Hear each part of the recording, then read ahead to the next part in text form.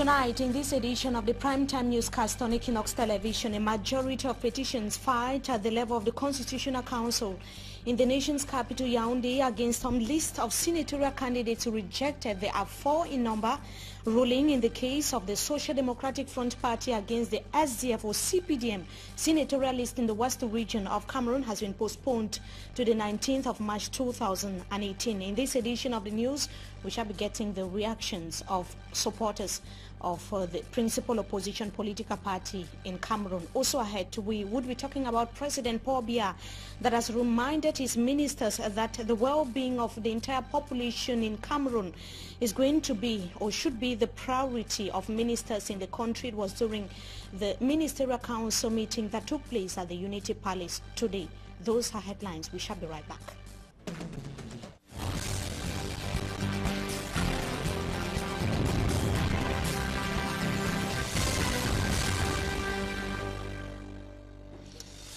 Good evening to you, ladies and gentlemen. You are watching the 6 p.m. primetime newscast on Equinox Television. The Constitutional Council in Cameroon has ruled against the various petitions, so has ruled on the various petitions by candidates or parties against senatorial lists in some regions of Cameroon. The court rejected at least 4 petitions, or 4 to be more precise, stating that the complainants were neither candidates nor parties, but were contesting the list on personal accounts, which is against Article 129 of the Electoral Code in Cameroon. An example of such petitions are those filed by Saki Lamin calling for the withdrawal of the CPDM senatorial list in the far north region of Cameroon. It was a similar situation with the file of Mbamin Zakari in the east region of Cameroon, as well as a host of other lists. It should be noted that the file of the NUDP party, that is the National Union for Democracy Party, was simply removed. The reason as to why it was removed up to now remains unknown. And shortly after the petitions were deliberated on in the nation's capital, Yaoundé, that was this afternoon at the end of the session, some reporters in Yaoundé, precisely those of the state media, caught up with Honorable Joseph Mbandam. He is a legal advisor of the Social Democratic Front. He's going to be giving his reaction in the following excerpt. NUDP is an ally of the CPDM. Otherwise, the issues that led to the filing of the petition concerning Adamawa are very pertinent, and they were with the court before which it had to be adjudicated. The Constitutional Council that I know today, the results would have been against the CPDM. But something happened and they withdrew it. Now, secondly, concerning the Chief Chachuan's petition, that is the SDF members' petition, you have seen that we were able to demonstrate that the existence of that particular candidate was doubtful, and a proper court has decided to see that person before it. So Monday 19th will be a different ball game when we'll have him before us. I hope that we'll have the opportunity to put questions to the supposed candidate if at all he appears. Then the other, again, I applaud the proceedings, and I said truly most of the petitions that have been thrown out were justly thrown out, because Section 129 of the Electoral Code prescribes exactly who has local standing before the Constitutional Council. What do I mean? The law says that you must be a candidate or a political party before you can file a petition to the Constitutional Council. But persons who were neither candidates nor political parties filed petitions. It was but natural that they did not have the local standing before the Constitutional Council, and those petitions were thrown out. That's exactly what happened with 4 of the 6 petitions. And it is only on the 19th of March 2018 that the Social Democratic Front Party would know whether they would be battling against the ruling CPDM political party in the western region of Cameroon amongst the other parties that will be taking part in the senatorial elections in that part of Cameroon. The Constitutional Council is still to decide on their case, as Babla Jonathan tells us in this report. The Constitutional Council, after meeting for the first time to deliberate on petitions filed by individuals and political parties against some lists of senatorial candidates, resolved to reject 4 petitions after examination and postponed the final verdict on the case of the Social Democratic Front (SDF) against the Cameroon People's Democratic Movement (CPDM) to March 19, 2018. The petition of the National Union for Democracy and Progress against the CPDM in the Adamawa region was removed over reasons that are yet to be made public. On the case of the Social Democratic Front in the West region of Cameroon against the CPDM list of senators, outgoing Senator Paul Chachwang called for the rejection of the list following the alleged inclusion of a fictitious name, Tigné Déthieu Joseph, published by Elections Cameroon, and Tigné Déthieu Jean, published by the media, which to the Social Democratic Front is a fictitious candidate. The first of the 4 petitions rejected was that of Senator Saki Lamin, calling for the cancellation of the CPDM senatorial list in the Far North region.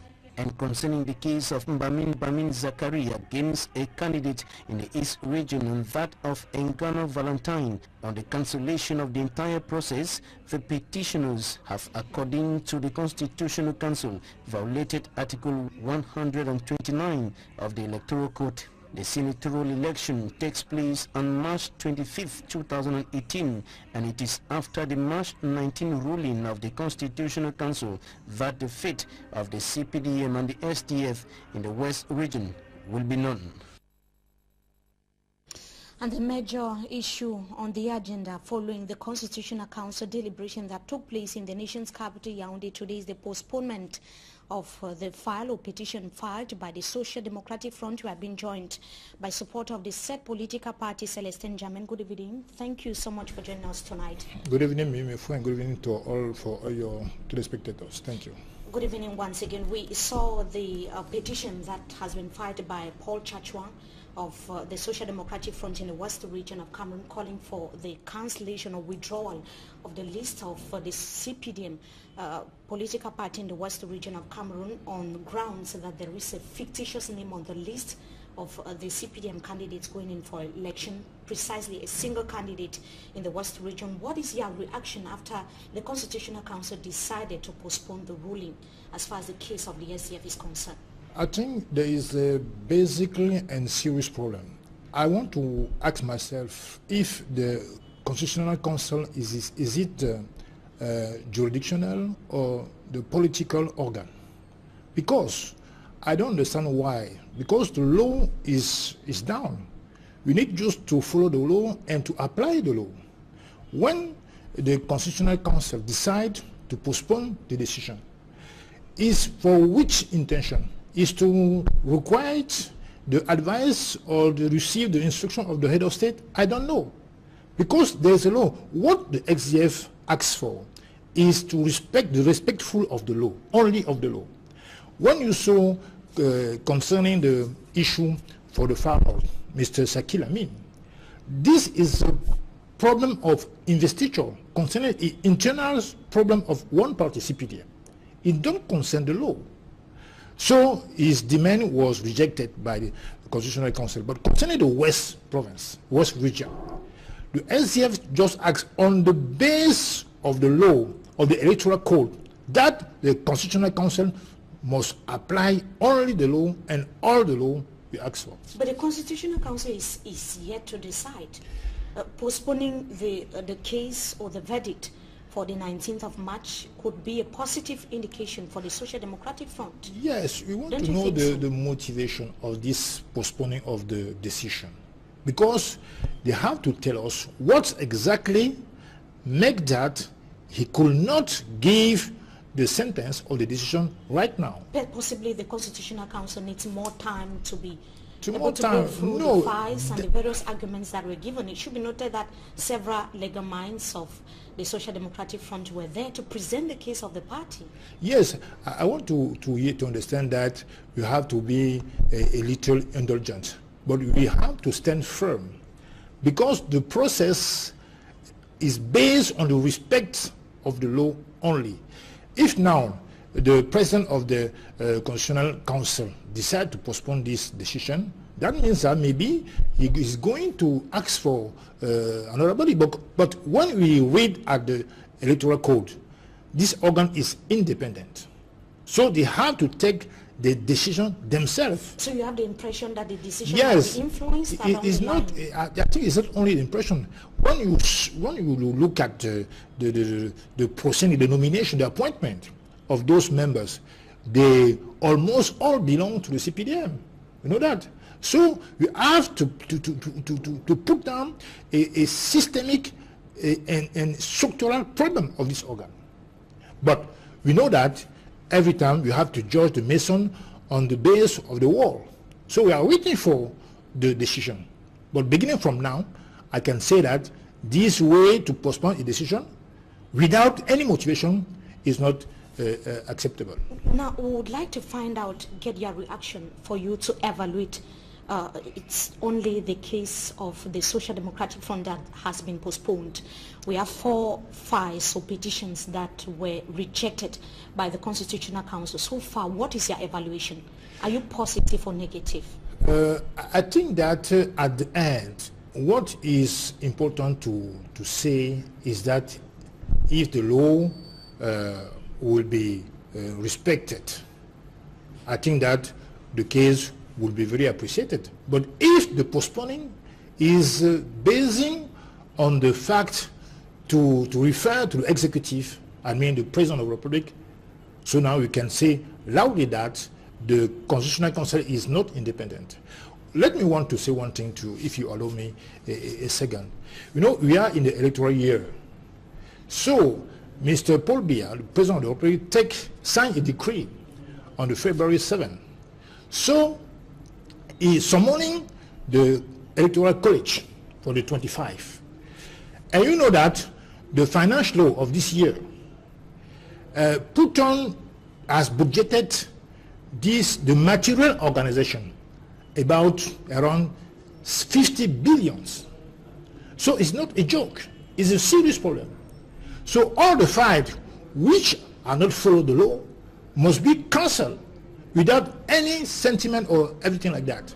So I could not accept that, because there are most of them lawyers in this organ.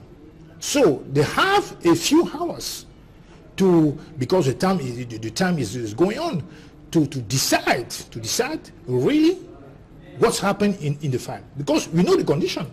When you read at the Electoral Code, we know the condition. But we'll have to wait for the ruling of the Constitutional Council on the 19th. What happens with the SDF? They'll be going on, obviously, with the campaign, since the campaigns were launched a few years ago. The college, the Electoral College is exclusively constituted by the councillors. So when you take it basically, you can understand that all the councillors are militants of some party. And meaning that the stakes are very high for the Social Democratic Front. Yes, yes, it's very hard, because we decided in 1919 to go to all election. We don't need no more boycott again. So we decided by our resolution to go through every election in Cameroon. So when you see on the field, of course, obviously, the CPDM has almost 8,000 of councillors, while SDF have only, 800.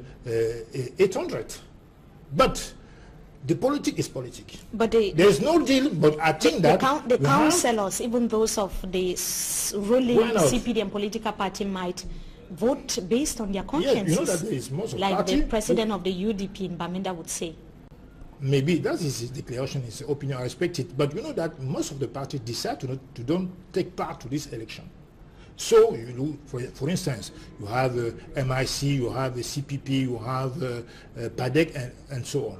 So you have firstly to go to those councillors and to present them our program, because we represent, the senators represent the regions. So what can the SDF propose concerning the representation of the region in the Senate? Now, Celestin Jamen, that is reacting on the Constitutional Council deliberations that took place in the nation's capital, Yaoundé. Today, we would stay with you this time around to talk about the meeting of the President of the Republic of Cameroon with his ministers that took place at the Unity Palace more than 3 years, or an estimated 3 years after the previous one took place in October 2015 and not 2014. As we said earlier, the lone item on the agenda states that the President was to deliver a special message to government ministers in Cameroon. He talked about the fight against unemployment and the need for the various ministers to improve the living standard of the entire population in Cameroon. They should take that as a priority.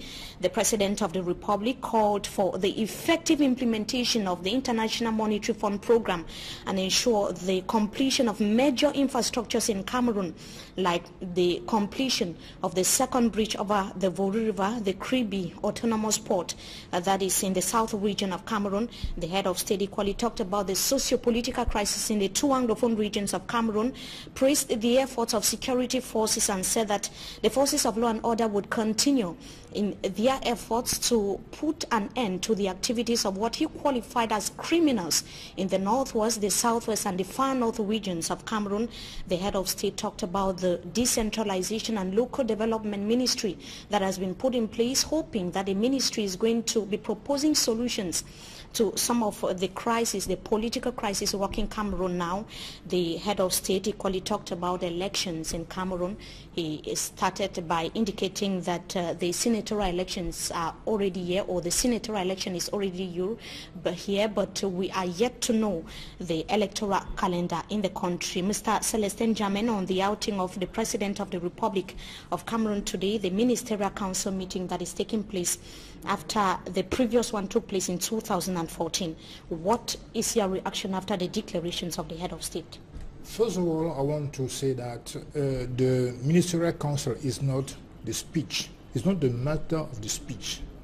We need to know what is the achievement, what is the, the way forward that given us by the President of the Republic.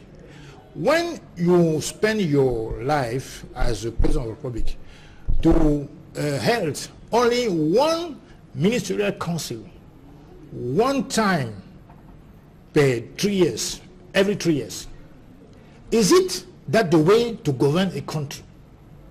There is a lot of problem in the country. Problem of potable waters, problem of infrastructure. He has talked about it. Yes, but only one time. You see today, he held this Ministerial Council. But we were waiting again 3 or 4 years ago before holding another Ministerial Council. It's not normal.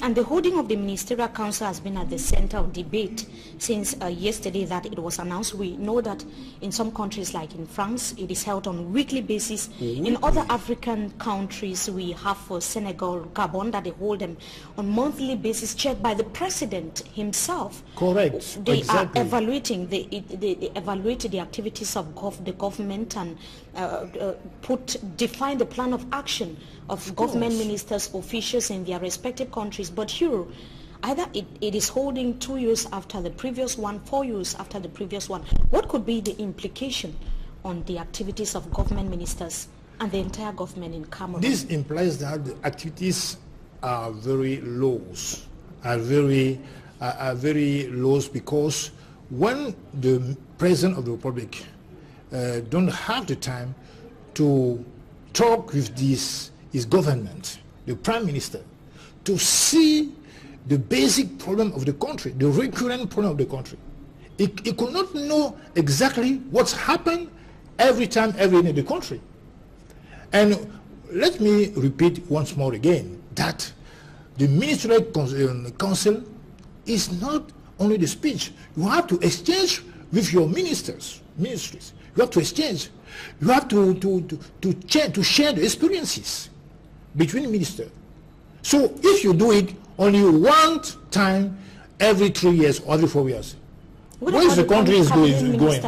What about the cabinet meeting that takes place? It's not the same thing. Every Thursday at the end of every month, you chaired know, by the Prime Minister. The key words is that we are in the presidential system, system in Cameroon. Of the way of to govern the country is the presidentialist system. So we need the physical presence of the President of the Republic in the Ministerial Council. The Prime Minister, with all due respect, could not give the way forward to the minister, because he's raised the problem of respect of our Constitution, which said that the Ministerial Council will be chaired by the President of the Republic. So, when you're talking about the ministerial cabinet, no, it's not the same thing. You cannot compare that. You see, in Gabon, in France, in Senegal, as you say before, the President himself is there to talk with this government, to see the deeply problem of the country. One is absent every time. How can you manage exactly and properly, sincerely the country? It's not possible. Now, the President talked about the decentralization ministry that has just been created, saying that he's hoping that the ministry is going to propose solutions and foster the policy of decentralization that has been existing for several decades in Cameroon. What do you have to say about that? There's a difference between the practice and the theory. I mean that what I'm trying to say is that the President of the Republic, Mr. Paul Biya, did never understand that the decentralization is not the administrative problem only. It's also a political problem. So what's the problem in Cameroon now? Is that the SDO and also the administrative authorities, public authorities, take the power face in the mayors, because when you are talking about decentralization, we think that we will give the power, the legitimacy to the mayors, to the councillors. The Constitution is very clear. The councillors with the mayors, local government could manage the council, you know. But when you see every time, when you give the files to the councillors, they have a debate on the topics, on the issues, but they send it to the SDO. You have the right to decide if yes or no. You can ensure that this deliberation is exact, is correct or not. That's another way, beginning considering the constitution of our country. Very well then, Mr. Celestin Jammeh. Before we come back to you, we have been bringing to our televiewers updates on the refugee crisis in neighboring Nigeria as far as the socio-political tension rocking the northwest and the southwest regions of Cameroon is concerned. Apart from lack of food, inadequate medical care, there is the problem of accommodation. Anglophone Cameroonians have been away from their home, their country, for several months now, getting to more than 1 year, following the escalation of the socio-political crisis in the northwest and the southwest regions of Cameroon. Derek Jato is going to be telling us in the following report that the warm reception of the Nigerian population has been instrumental to the people who are now in despair. His report. It is no secret that the weight of the 20,000 Southern Cameroonian refugees in Nigeria is on the shoulder of the host communities, especially here in Cross River State. Though challenging, but these Nigerians have taken the fleeing Cameroonians as part of them. At Danari, for instance, one of the host villages here in Nigeria, Miss Philomena, a health worker at the Danari Health Center, said the entire village was sympathetic with these Anglophone refugees. It's not an easy thing for such people who are just places to be in my shoe, to just run from my own community without food, without clothes, just to join on somebody's community. So the encouragement over this community was too much. Because as soon as they just came in, They gave them the free access to do whatsoever they feel like doing, even with their forest, any other thing. So all of them, at least, they have been going through their forest to pluck salad for help, and they even fed them. So I want to say the Almighty God that has been keeping them for all this while should continue keeping them, and nothing will happen with any of them, because I believe with the community they are safe. Even on the street of Nigeria, the confession is the same. Yes, we assisted them for some things. We are living with them like brothers, and the life is very, very difficult for them because they have money, they have income. Some Nigerians have even embraced and created job opportunities to some Cameroonian refugees. 97 years old Chief Otu Michael Owan Bidebe, the clan head of the Biafra people, remarked that these Southern Cameroonian refugees are hardworking and very supportive, a reason why he has given out his land for them to cultivate their crops. And we are feeling them, whatever thing we have, we share with them, especially with feeding and accommodation. We are never tired to accommodate them and give them food. You also give your land for them to farm? Yes, we give them land to farm. We give them the forest to tap anything we give them. The land of Biafra village is fertile, and the village is hosting the highest number of refugees. 58 years old, now on the throne of his forefathers, Chief Otu Michael said these Southern Cameroonian refugees in his clan will have the same privileges, just like the indigenous. You have been for over half a century? Yes, we 97 years now, and 58 years of reign as a traditional ruler. Started from Eastern region of Nigeria, Enugu, and Eastern region of Nigeria to Southeastern state of Nigeria, and from Southeastern state to Cross River state of Nigeria, from Cross River state of old to the new Cross River state, when the Aquarian people defected from us. Thank you. Thanks for your time. Thank you very much. All right, we are just from talking with Paramount Landland. Thanks indeed, Derek Jato, for that package from Nigeria. Now, police of the 8th District Station in Dakar here in the economic capital Douala have opened investigations after a kidnapped child was later found.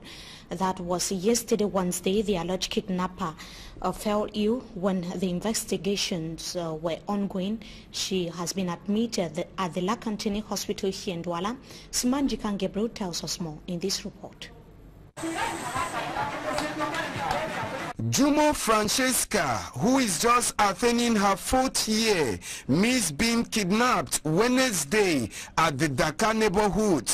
Pupil of a primary school not very far from the Dakar roundabout was forcefully taken away by a woman as she was found outside after school hours on Wednesday. According to a lady selling at the Dakar market, she came on a commercial motorbike with a nursery school kit. Actually, she came to sell vegetables to me, but I was not interested. She then put down the child she was carrying and used her head scarf to tie on the head of the child. She then took a peace plant and kept in the child's bag. It was a woman who recognized the lady and said she never owns a child. Maybe she only stole her. On a appelé la police est venue prendre l'enfant pour amener au commissariat. Elle aussi, elle est partie derrière. An alert raised by the market women led to the capture of the alleged child theft. Ngaha Helen, who was taken to the 8th District Police Station in Dakar to be questioned. Another market woman tells us that it wasn't her child. If it was hers, she couldn't have covered her eyes with her head scarf and a peace plant. She stole the child. Meanwhile, the parents of the young kids are still surprised because the school in question wasn't very far from the house. According to Albert Billon, father of Francesca, dans la salle de classe de l'enfant, ils sont 3. In the same classroom of the child, there are 3 of them coming from the same home. Generally, as they come from the same house, they move together when school closes. What happened Wednesday is a surprise to everyone. A father confirmed having seen as the child was being taken. Francesca's parents have now dropped a complaint at the 8th District Police Station against the alleged child theft, Ngaha Ellen, the latter who showed signs of being mentally sick when she was being questioned by police, made the officers to transport her to the Lakentini hospital.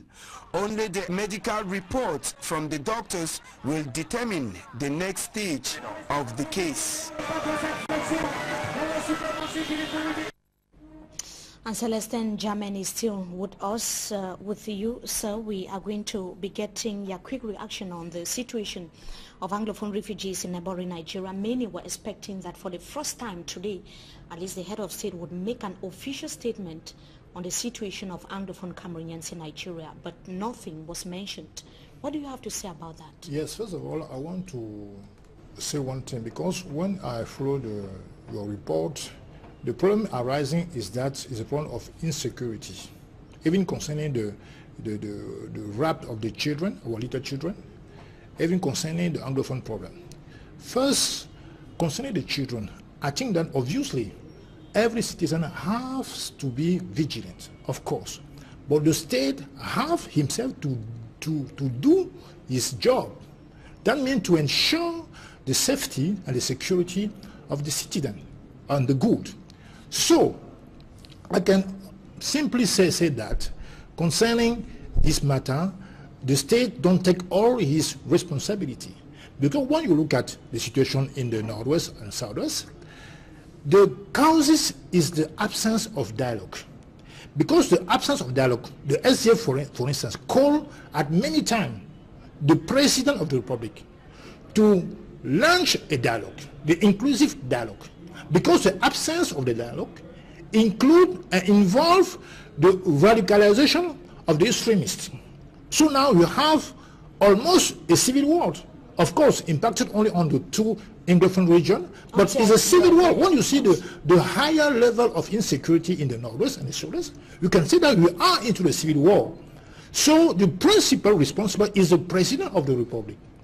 Because that if Mr. Biya used to launch a sincerely and deeply dialogue, I think that we will avoid this kind of situation. So I think that we need to multiply it, the gendarmerie post everywhere. Firstly, when I saw your report in the dangerous neighborhood, it's very important for the insecurity into the country. Secondly, concerning the Anglophone crisis, we think that every Cameroonian of goodwill will be called to contribute to the research of the solution. Mr. Biya is the head of state, so he has the power to summon a biggest dialogue in the country.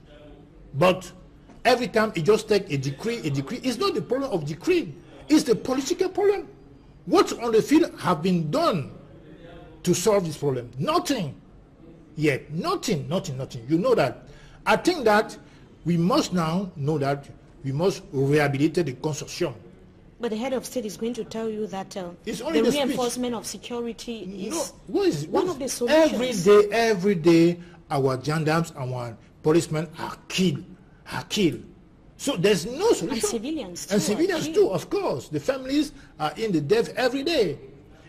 So that I think that what we need is a concrete solution. Mr. Biya just spent his time to create the commission of so and that. That is not the way to go forward. The way is to summon, I repeat it once more again, a biggest dialogue in the country, including even a religious, even a traditional rulers, even a citizen, a civil society and a political party, opposition and party in power. Do you think that with the way things are going now, with a good number of Cameroonians in neighboring Nigeria, violence that is escalating on a daily basis, is there any possibility for dialogue? Do you of course, so? If a president have the political will to do that, have the power to do that, and we will be behind him if he do that, concerning this matter in particular, because it's our friend, it's our brother, it's our sister, it's our children who are obliged to escape to Nigeria. You understand? I understand 50,000 of Cameroonians to Nigeria. Is it possible? Is it acceptable? I say no. So the SCF, since a long time, proposed a solution. And we are ready to go to the table of negotiation to give our ideas to solve this problem. Mr. Celestin Germain, thank you for joining us tonight. Thank you. To our televiewers, it was equally a pleasure having you with us in this edition of the Primetime Newscast on Equinox Television. Wishing you a blessed stay in the company of our programs. Until we meet again, goodbye.